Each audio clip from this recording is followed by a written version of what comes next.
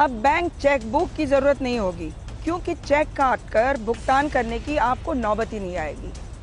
नहीं जरूरी होगी बैंक की पासबुक कि आपको पैसे का हिसाब किताब रखने में सुविधा होगी, वैसी नौबत ही नहीं आएगी। अगर मैं आपको कहूं कि अब बैंक ही नहीं रहेंगे जिसको आप बैंक समझते हैं, तो आपको हैरानी होगी, डर भी लगेगा। कल्पना कीजिए बैंकिंग सर्विस के समानांतर एक नई व्यवस्था आ जाए जिसमें ना तो वकील की जरूरत, ना ही अकाउंटेंट की, ना बैंकर्स की, ना इमिग्रेशन अधिकारियों की, ना ही सरकारी अधिकारियों की, और देश में ट्रांजैक्शन जारी रहे। जी, ये वर्चुअल करेंसी का खेल है और दुबई इस टेक्नोलॉजी से जुड़ चुका है और 2020 तक उसकी पूरी ट्रांजैक्शन वर्चुअल यानी ब्लॉकचेन टेक्नोलॉजी पर ही अटकेगी। डिजिटल पासपोर्ट के जरिए दुबई इंटरनेशनल एयरपोर्ट पर ब्लॉकचेन सिक्योरिटी मिलेगी। तमाम रियल एस्टेट या संपत्ति से जुड़े ट्रांजैक्शन ब्लॉकचेन के जरिए होंगे। किराए से लेकर टेलीकॉम बिल तक आप ब्लॉकचेन के जरिए जमा कर पाएंगे। और अक्टूबर में तो दुबई ने अपने नागरिकों के लिए क्रिप्टो करेंसी जारी की, जो ई कैश यानी डिजिटल कैश है। क्रिप्टो करेंसी का मतलब है ट्रांजैक्शन के लिए कोई मिडिलमैन नहीं चाहिए। माइक्रोसॉफ्ट, आईबीएस, सिस्को और क्रिप्को सरीखे 46 कंपनियां ब्लॉकचेन टेक्नोलॉजी से जुड़ चुकी हैं। और अब असल सवाल है कि आखिर इसकी जरूरत दुबई को ही क्यों पड़ी, और क्या भारत भी आने वाले वक्त में इसी रास्ते पर जाने की तैयारी कर रहा है। दुबई का कहना है उसने तकरीबन 1 करोड़ दस्तावेजों को ब्लॉकचेन टेक्नोलॉजी में डाल दिया है, जिससे दुबई ने 2.5 करोड़ लोगों के काम के घंटे बचा लिए और $1.5 मिलियन टैक्स भी बचा लिया।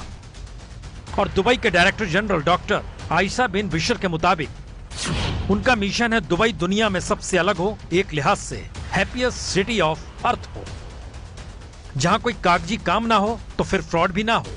और दुबई का टारगेट 2020 का है, और भारत भी क्या 2020 तक इस दिशा में बड़े पैमाने पर बढ़ना चाहता है। ब्लॉकचेन का मतलब साफ है, ना ही रहेगी बैंक, ना ही रहेंगे बैंकर, ना ही रहेंगे मिडलमैन जो आपको ट्रांजैक्शन में मदद करते हैं।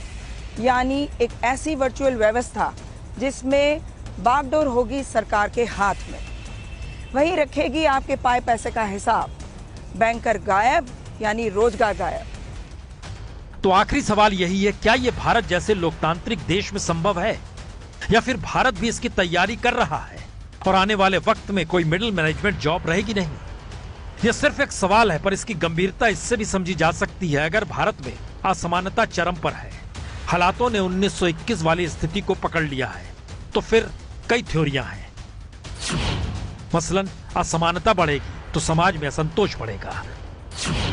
असंतोष करप्शन से लेकर लूटपाट की स्थिति भी बनाएगा, और पैसों वालों को राहत के लिए ब्लॉकचेन टेक्नोलॉजी फिट बैठती है। और आखिरी थ्योरी यही है, जब ब्लॉकचेन ट्रांजैक्शन शुरू हो जाएगा तो फिर किसी तरह का कोई फ्रॉड होगा भी नहीं। पर सवाल तो यह है, भारत जैसे 125 करोड़ के देश में ब्लॉकचेन टेक्नोलॉजी का मतलब करोड़ों लोगों को बेरोजगार करना भी होगा। तो क्या भारत इस दिशा में बढ़ेगा?